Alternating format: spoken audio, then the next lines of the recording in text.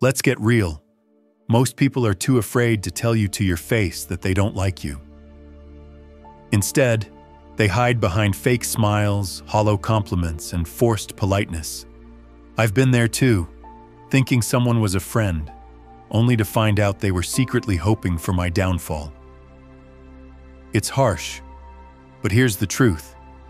If you don't recognize the signs, you'll end up wasting your time and energy on people who, deep down, don't understand you. So let's cut through the nonsense and talk about the signs that someone dislikes you, but is hiding it. You might not like what you hear, but it's better to face the truth than to live in denial. Number 1, they're always joking about your flaws. We all know that one person who loves to joke, especially when the joke is on you. They'll pick at your quirks, your mistakes, your little imperfections, and they do it with a smile, saying, "I'm just messing with you."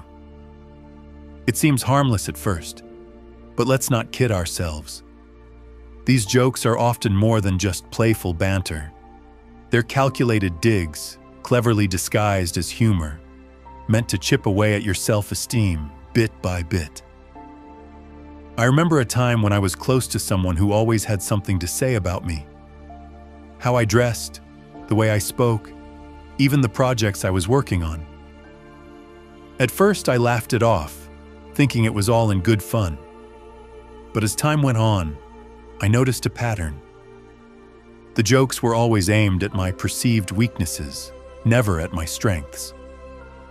It wasn't long before I started second-guessing myself, wondering if maybe I was the problem, if maybe these flaws were as glaring as they made them out to be. Here's where the controversy kicks in. People who consistently joke about your flaws aren't doing it out of affection. They're testing the waters to see how much disrespect you'll tolerate. It's a subtle form of manipulation, a way for them to assert dominance while keeping you in your place. They're telling you, in no uncertain terms, that you're beneath them. And the most insidious part? They get away with it because we've been conditioned to believe that if we can't take a joke, we're the ones with the problem. But let's flip that script.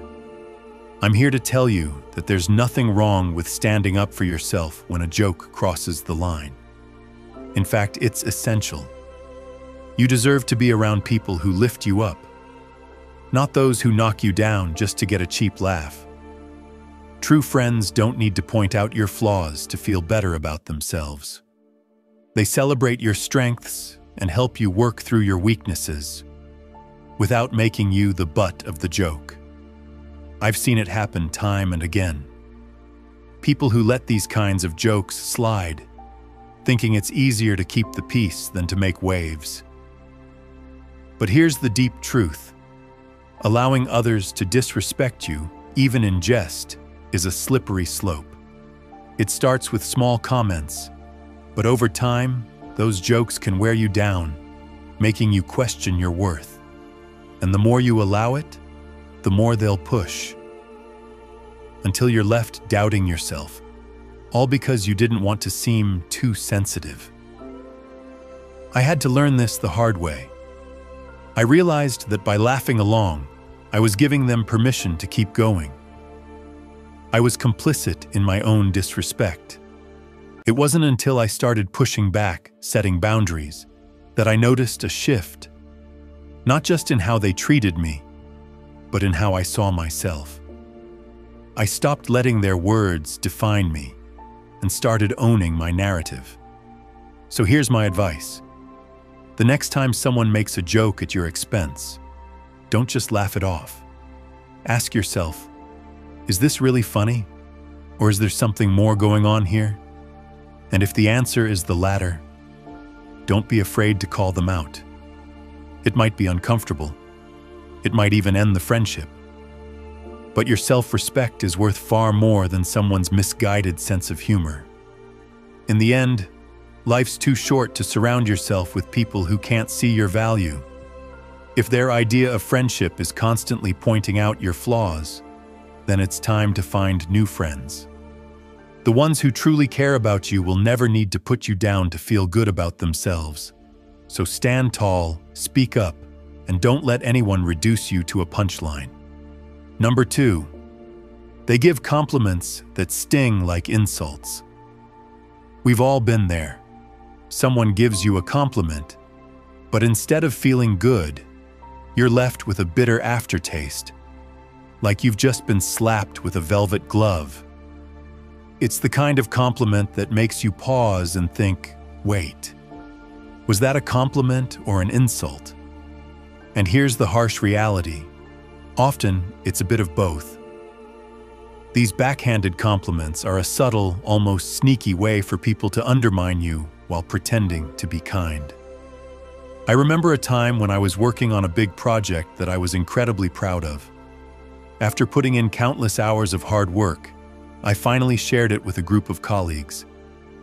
One of them, someone I thought was a supporter, said with a smile, "Wow, this is actually pretty good for someone like you." I stood there, stunned. On the surface, it seemed like a compliment, but those last few words, "for someone like you," hit me like a ton of bricks. What did that even mean? Was I not supposed to be capable of doing good work? And that's the controversy here. These so-called compliments are laced with a hidden agenda. They're not meant to uplift you. They're designed to keep you in your place. It's a power play, a way for the person giving the compliment to assert their superiority while making you doubt your own abilities. They're saying, "I see you trying, but you'll never be as good as me." It's toxic, but it's wrapped up in such a pretty package that you almost miss the poison inside. Let's be real. People who give backhanded compliments are often insecure themselves. They see your potential, your strengths, and it scares them. So they use these sly little digs to keep you second-guessing yourself, to make sure you don't rise too high. It's like they're patting you on the back while holding you down with the other hand. And here's where it gets even more controversial. We've all done it at some point. Maybe not intentionally, but we've all let our insecurities slip out in the form of a compliment that's meant to remind someone else of their place. But here's the deeper message. You don't have to accept this disguised hostility. You have the power to reject it, to see it for what it really is, a reflection of their insecurities, not a measure of your worth. When someone says, "You're smarter than you look," or "This is good considering you're new at this," you don't have to swallow it whole. Call it out for what it is, even if it makes things awkward. Because if you don't, you're allowing them to dictate how you see yourself. And that's a power you should never hand over to anyone. I've learned to recognize these compliments for what they are, a mirror reflecting someone else's insecurities. And when you see it that way, it loses its sting. Instead of internalizing it, you can almost laugh it off. Because at the end of the day, their words say more about them than they ever will about you. So here's what I do now. When I receive a backhanded compliment, I don't let it slide. I'll respond with something like, "Thanks, but what do you mean by that?" It forces them to confront the insult hidden in their words. And more often than not, it puts them on the spot. They're suddenly aware that you're not playing their game, and it's amazing how quickly their tune changes.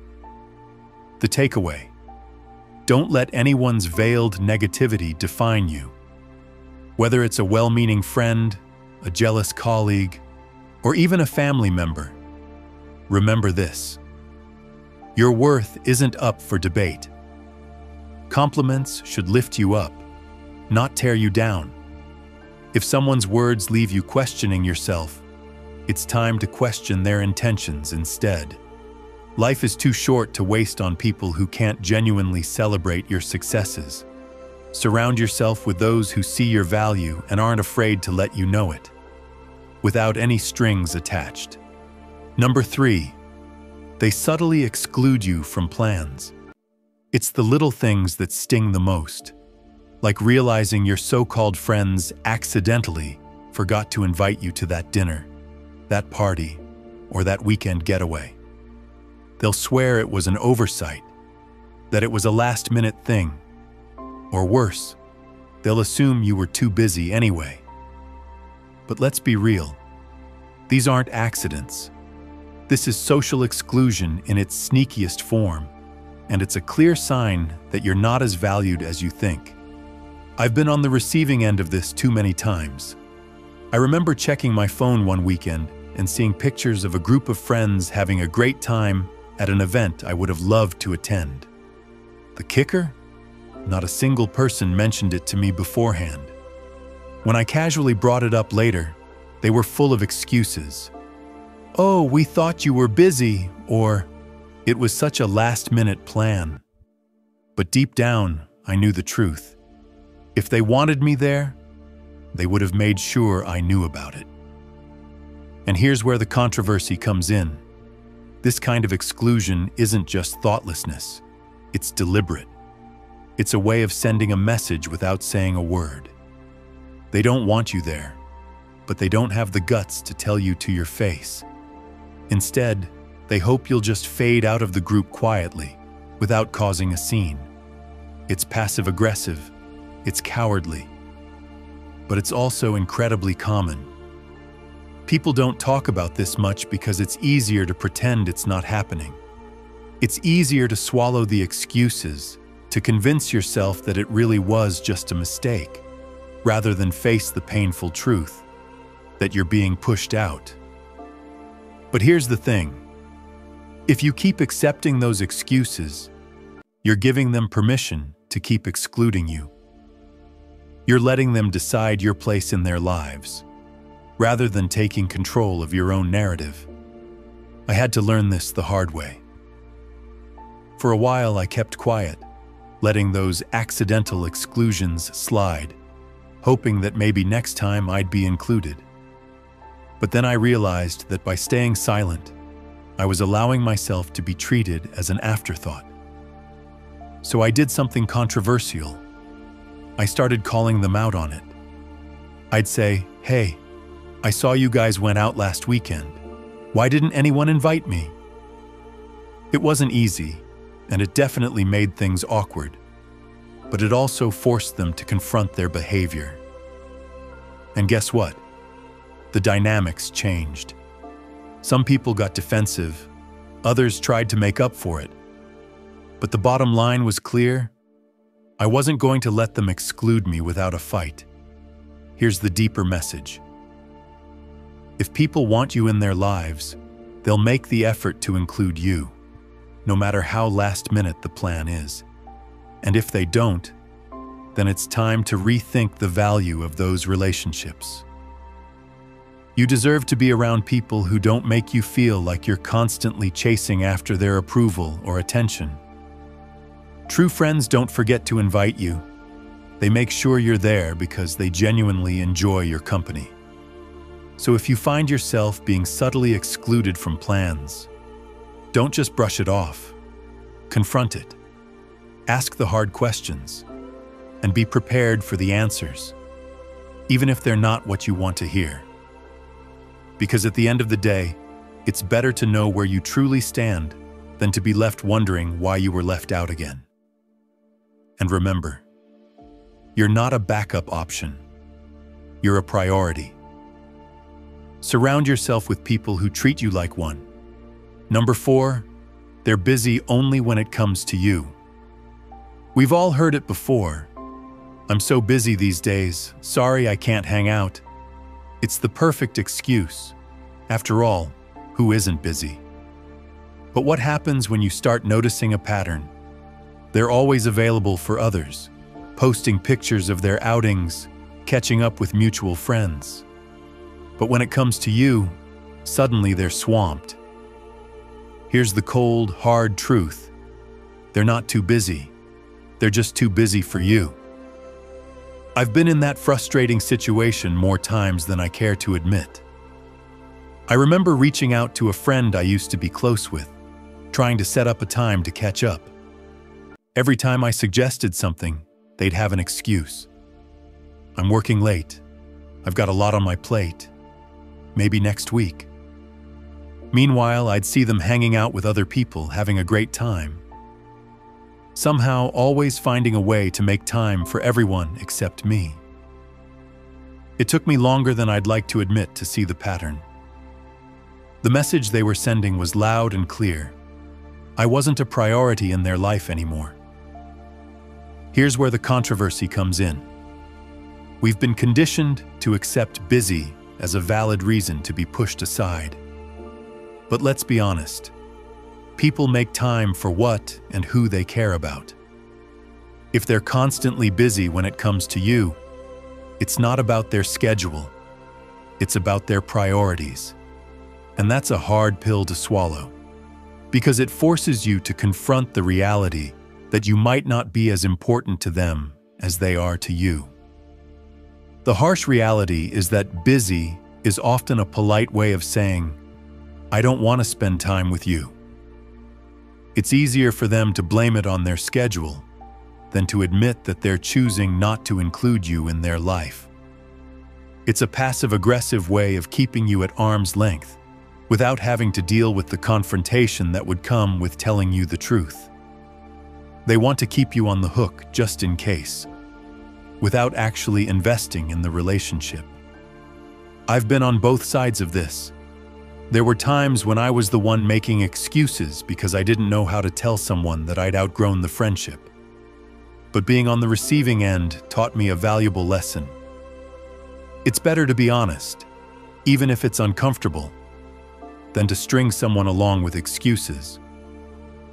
When I finally called out my friend on always being busy, the conversation was awkward, but it was necessary. It gave me the clarity I needed to move on and invest my time and energy in relationships where I was valued. And here's the deep message. Your time is precious, and so is your energy. Don't waste it on people who can't be bothered to make time for you.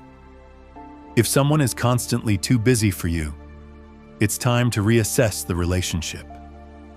You deserve to be around people who are excited to see you, who make an effort to include you in their lives. Not just when it's convenient for them, but because they genuinely enjoy your company. It's important to recognize that people change, and so do relationships.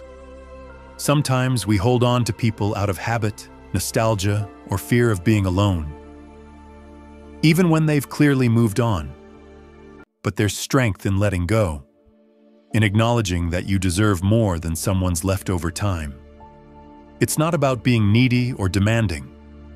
It's about valuing yourself enough to walk away from those who don't value you. Number 5. They avoid physical contact like the plague. Let's talk about the elephant in the room. Physical contact, or rather, the lack of it. We're not just talking about romantic relationships here.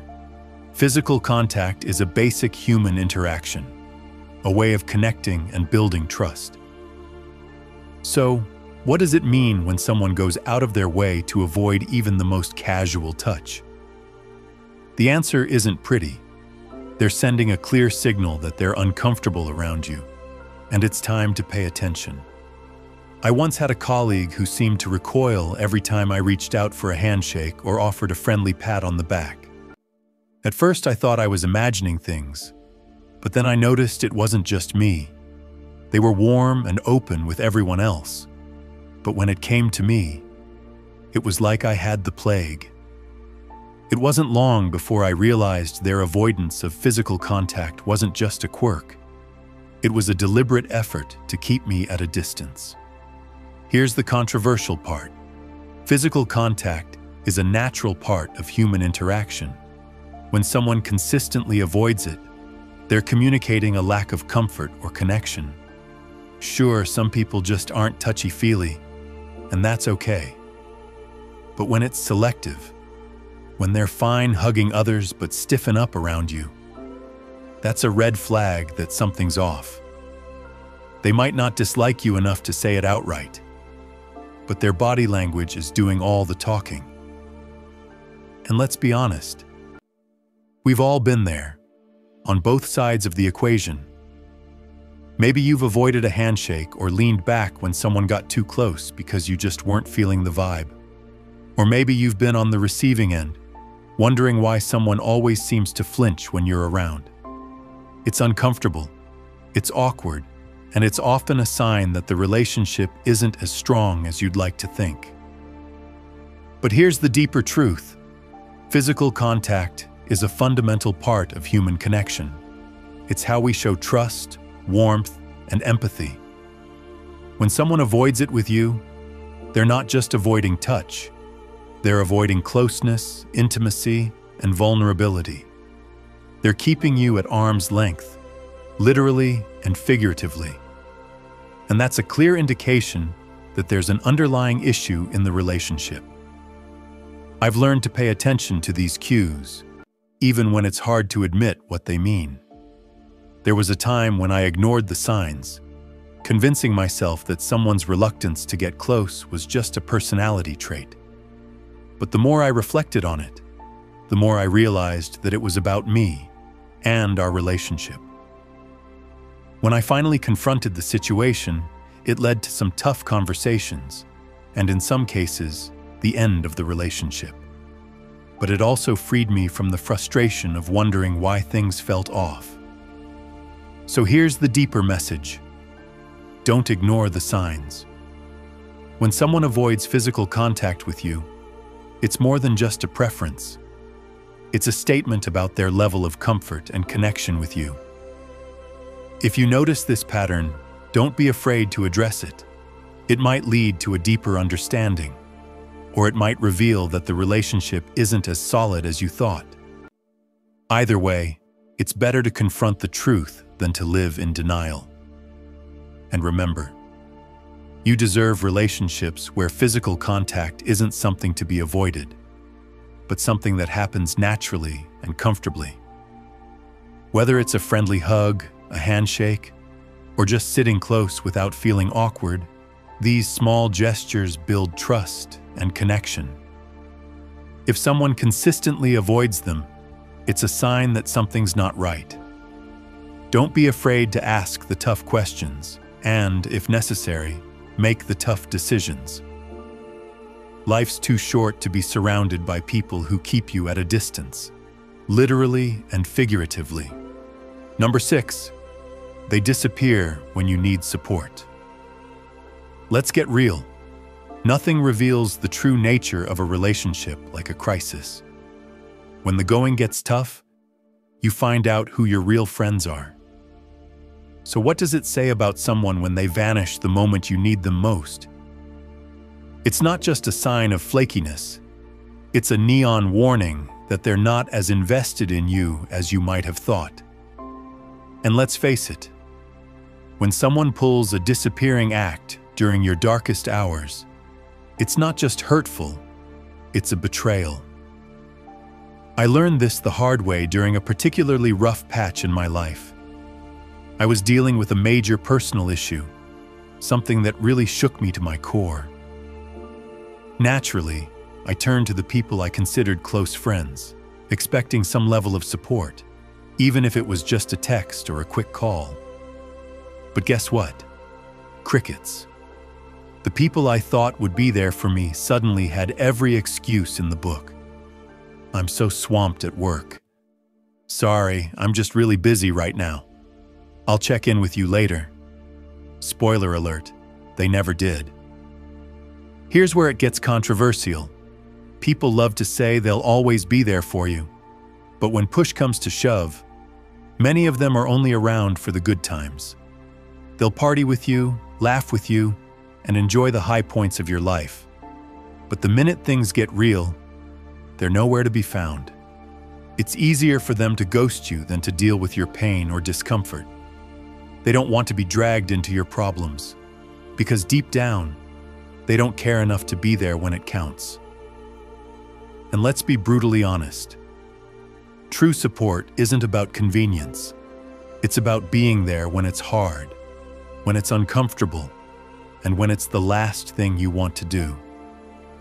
The people who disappear when you need them most aren't just being inconsiderate.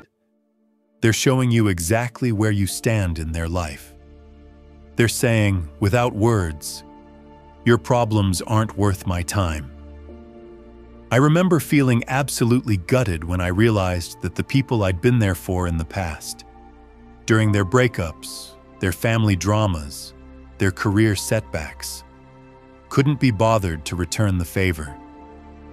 It was a wake-up call, and not a pleasant one. But it was also a lesson I needed to learn. Not everyone who smiles in your face is truly in your corner. Here's the deep message. Support is the foundation of any meaningful relationship. It's easy to be around when everything's going well. But the real test of a relationship is how people respond when things fall apart. If someone disappears the moment you need them, they're not just failing you. They're showing you that they were never really there in the first place. But don't let their absence make you bitter. Let it make you better. Use it as a filter to sift out the people who don't deserve a place in your life. The ones who stick around, who check in, who show up even when it's inconvenient. Those are the people who truly matter. And those are the relationships you should nurture and cherish. In the end, life is too short to invest in fair-weather friends. Surround yourself with people who will stand by you in the storm, not just bask in the sunshine. Because when you find those rare individuals who stick around when the chips are down, you've found something worth holding on to. And as for those who disappear, let them go. They've already shown you their true colors. Number 7, they gossip about you behind your back. Gossip is the social poison that spreads faster than wildfire and can burn down relationships in an instant. The thing about gossip is that it's never as innocent as people make it out to be. When someone you consider a friend talks behind your back, they're not just sharing a harmless story. They're actively sabotaging your trust, your reputation, and your relationship.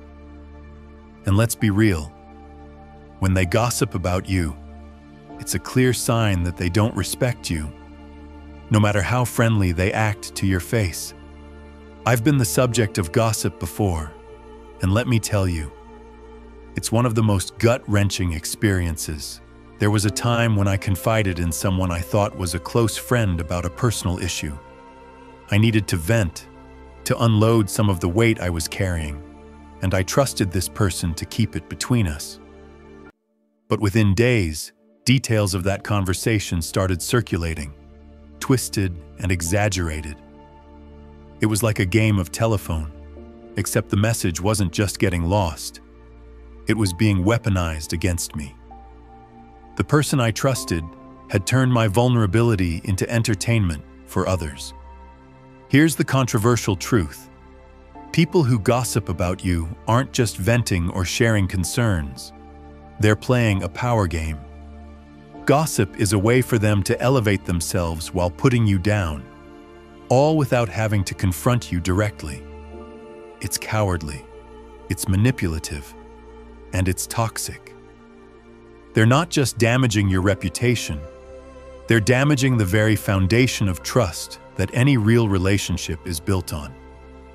And let's get one thing straight. People who gossip about others to you will gossip about you to others. It's a pattern, not a one-time thing. I've seen it happen too many times to count. Someone who loves to spill the tea on everyone else suddenly goes quiet when they're around you. Guess what? They're probably spilling your tea when you're not around. It's a betrayal of the worst kind because it's done in the shadows, without giving you a chance to defend yourself or even know what's being said. Now here's where it gets really personal.